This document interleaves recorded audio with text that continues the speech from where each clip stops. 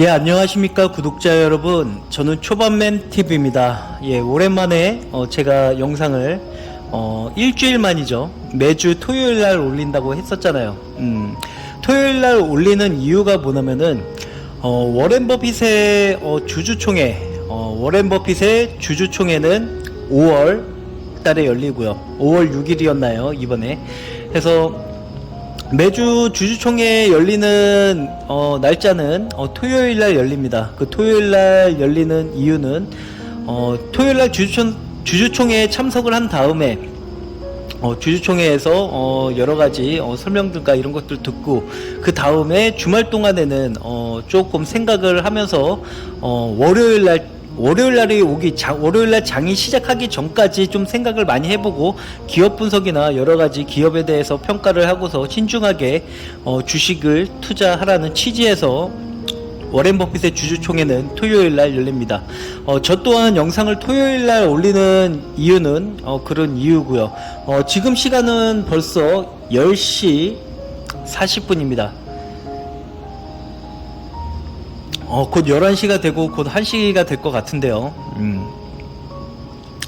그래서 지금 여태까지 좀 바빴고 지금 부랴부랴 또 영상을 올려야 되기 때문에 지금 영상을 찍고 있습니다. 예, 그래서 요번에는 개인 PBR에 대해서 좀 이야기를 한번 해보도록 하겠습니다. 기업에도 PBR이라는 게 있고 PBR이 얼마큼 적용되느냐, 뭐 그런 거를 또 이제 보조 지표로서 활용을 할 수가 있는데, 예를 들면은 PBR 1이라는 것 자체가 예를 들면은 내가 장사를 하고 있다.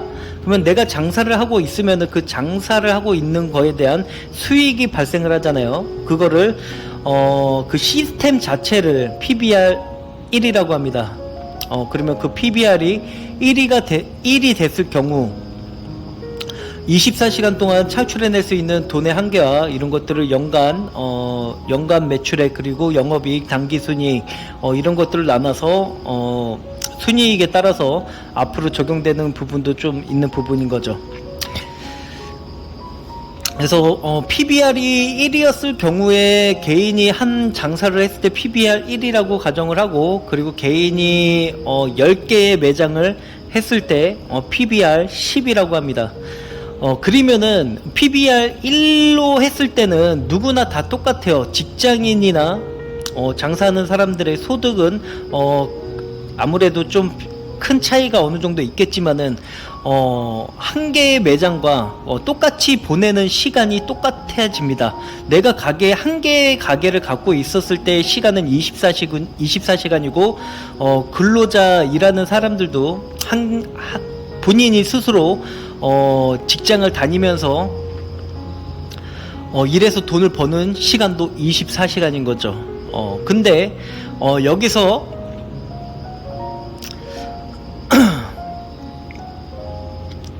PBR이 매장 수가 2개가 늘어나게 되면은 한 사람이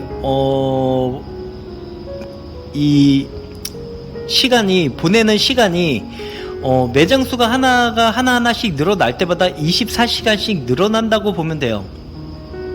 그 이야기가 뭐냐면은 직장인은 하루를 보낼 때 24시간을 노동소득으로 해서 돈을 벌지만은 만약에 매장이 2개면은 그 한 사람이 매장을 2개를 관리하면서 그 매장에 대한 시간을 한 매장당 24시간을 2로 곱하게 되면은 48시간이 됩니다.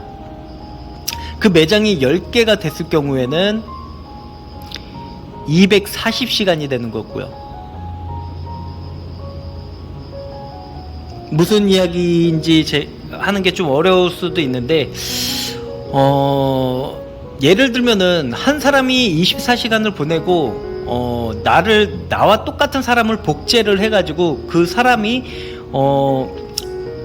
똑같은 시간을 또 보내고, 그리고 나와 똑같은 사람을 계속적으로 복제를 가능하다고 하면은 그게 10개가 됐을 때는 그 10사람이 하루를 24시간으로 보내는 건 맞지만은 거기서 수익되는 창출 부분을 시간 가치로 따졌을 때는 240시간이 된다는 거죠. 자, 여기서 많은 프랜차이즈 사장님들과 그리고 여러 가지 매장을 운영을 하고 계시는 사람들이 있을 텐데요.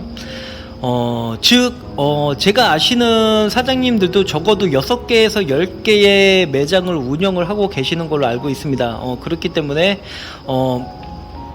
그런 매장에 대한 프랜차이즈라고 하죠. 프랜차이즈화를 하게 되는 부분인 건데, 보통 10개까지는 빠르게 늘려 나갈 수가 있어요. 근데 10개까지는 있는데 한 100개 정도까지는 여러 가지 이런 것들을 조금 시스템을 구축을 해야 되는 거죠. 100개 정도가 되려면은 공장 시스템과 그리고 유통 시스템 이런 것들을 다 갖춰 놓은 상태여야지만은 가능한 부분이다. 그러니까 예를 들면은 공장 시스템과 아니면은 공장 시스템과 뭐 요런 거가 되지 않으면은 그냥 납품을 해주는 조건으로 인해서 로열티를 또 받을 수가 있는 부분인 거죠. 내가 공장이 없으니까 직접 물건을 제조하는 그런 제조업체한테 가서 외주 발주라 그러죠. 외주 발주를 넣어가지고 그 외주 발주로 인해서 어차피 소스에 대한 그런 단가 같은 경우는 측정을 하니까 공장에 같은 데도 문의를 해서 레시피를 알려주면은 제작을 해서 상품화를 만들어 줍니다. 그거를 납품을 해주면은 아무래도 그런 부분들이 있고요. 그래서 굳이 공장이 없더라도 외주 발주로 얼마든지 제작 상품을 프랜차이즈화를 할 수가 있는 그런 부분들이 좀 많이 간편화되어 있는 부분이 있습니다. 그래서 근래에는 뭐 유통 마진이 제로다, 공장과 매장의 다이렉트 연결 이런 걸로 많이 갔었던 부분이 있었습니다. 그리고 많은 그런 부분에서, 근데 지금 글쎄요, 요즘 물류창고나 이런 것들이 많이 생겼기 때문에 과연 어떻게 될지는 잘 모르겠지만은 1차적으로 그걸 이야기를 하는 부분이 아니라 일단 PBR에 대해서 이야기를 하고 있는 거잖아요.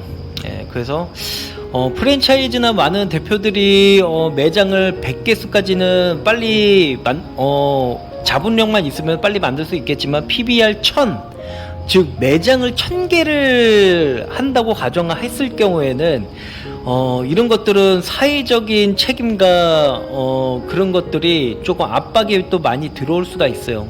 보통 매장이 1000개라고 하면은 조금 문제가 많이 생기죠. 또 1000개에 대한 물건이 나가면서 결국에는 단가들이 높아지는 부분이고 원가들을 어떻게 조절을 할 것이고 이런 것들이 많이 있습니다. 그렇기 때문에 자, PBR 1000 PBR 즉 매장 수를 1000개를 늘린다, 1000개를 늘린다라고 했을 때 문제점들이 너무 많습니다. 그렇기 때문에 제가 생각을 했을 때, 저 같은 경우에는, 매장을 100개나 뭐 이렇게까지는 할 생각은 없고요. 하지만은 저의 PBR 같은 경우는 PBR 1000이라고 제가 이야기하는 부분이 뭐냐면은, 개인 PBR 1000이라는 거는 뭐냐, 저 같은 경우는 금융시장에서 PBR 1000을 이야기를 하는 겁니다. 금융시장 같은 경우는 기업의 가치 평가만 잘만 하더라도 얼마든지 수익을 낼 수 있다라고 저는 생각을 하고, 그 기업 분석을 하는 것 자체가 조금 지식과 지혜가 필요한 부분입니다. 즉 뭐냐면은 프랜차이즈가 1000개가 생기는 그런 유명 브랜드로 되게 되면은 벤치마케팅, 그래서 따라하는 그런 벤치마케팅이 좀 생기는 부분이기 때문에 그것을 따라 유사한 것들로 막 여러 개가 더 생기게 되면은 시장 영향력이라는 게 떨어지게 돼요.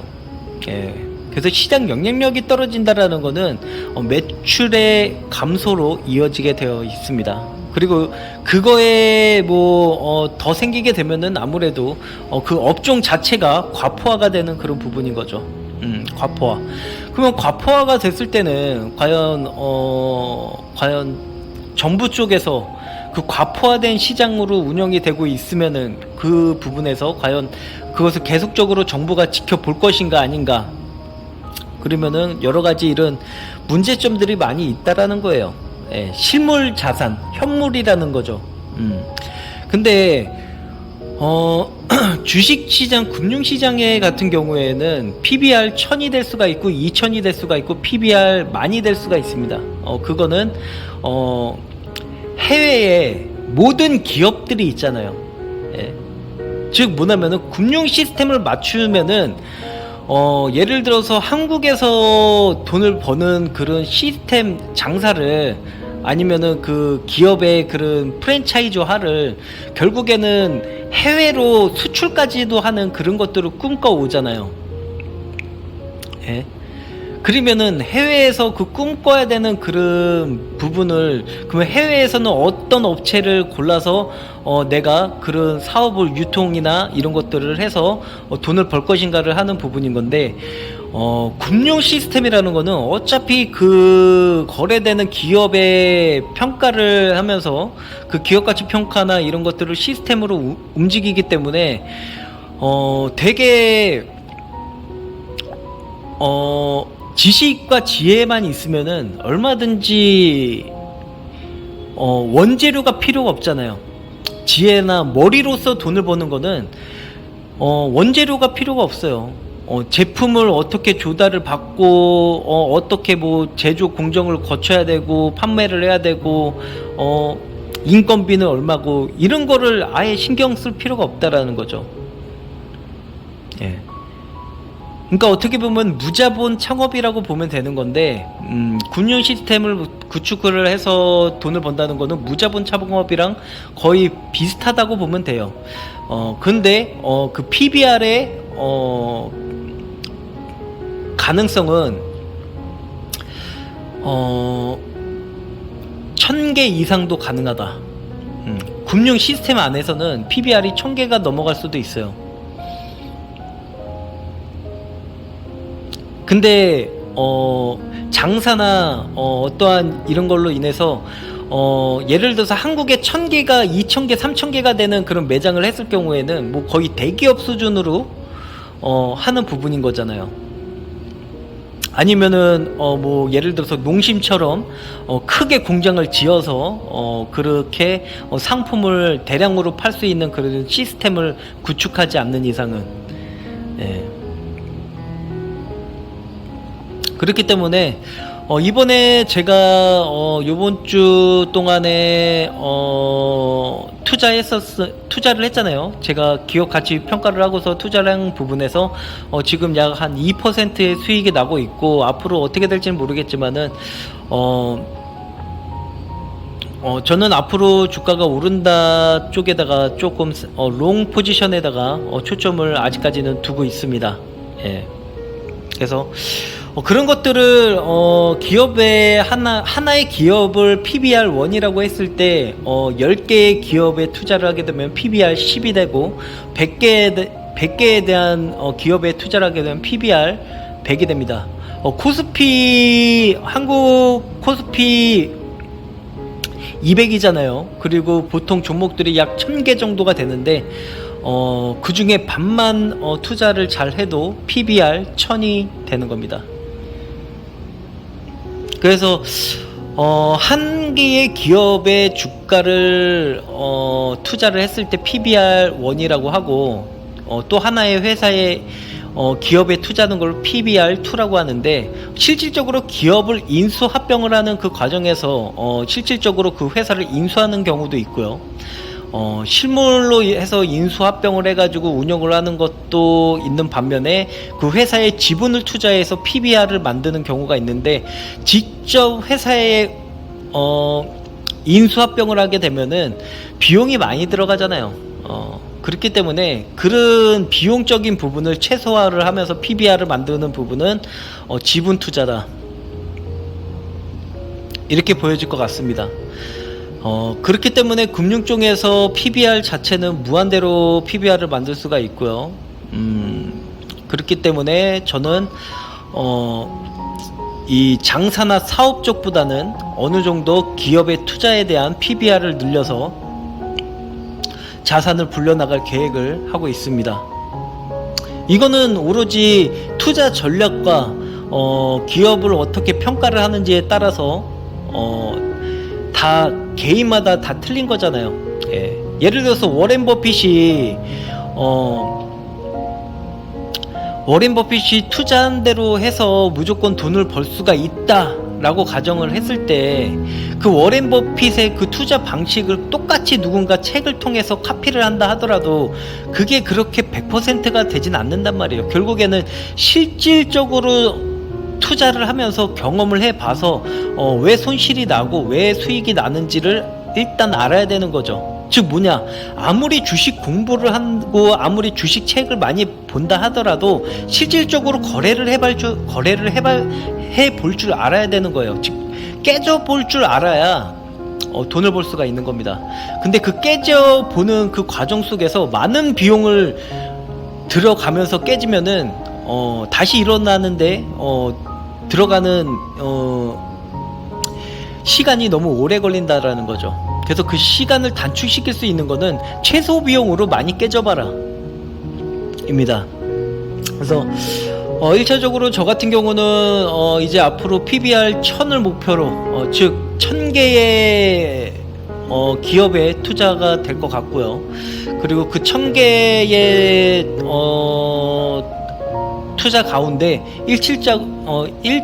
1차적으로 돈을 안정적으로 굴릴 수 있는 그런 기업에다가 투자를 해 놓은 다음에 거기서 복리식의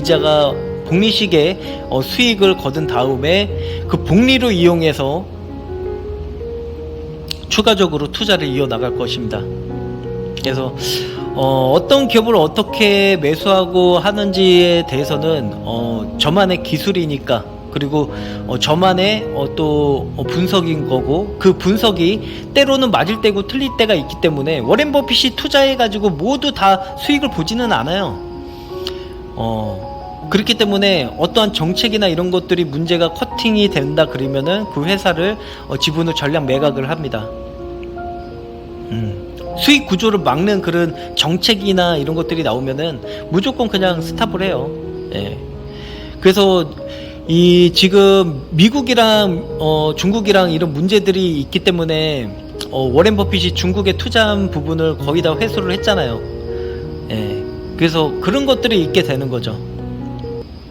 그래서 벌써 17분 정도가 됐는데요. 그래서 오늘은 개인 PBR 1000, 개인 투자자들이나 개인 사업가나 프랜차이즈 대표도 매장 수를 100개 정도만 이렇게 생각을 하고 있는 부분인 건데, 금융 쪽의 PBR을 한번 생각을 해보면은 조금 생각이 달라질 수가 있을 겁니다.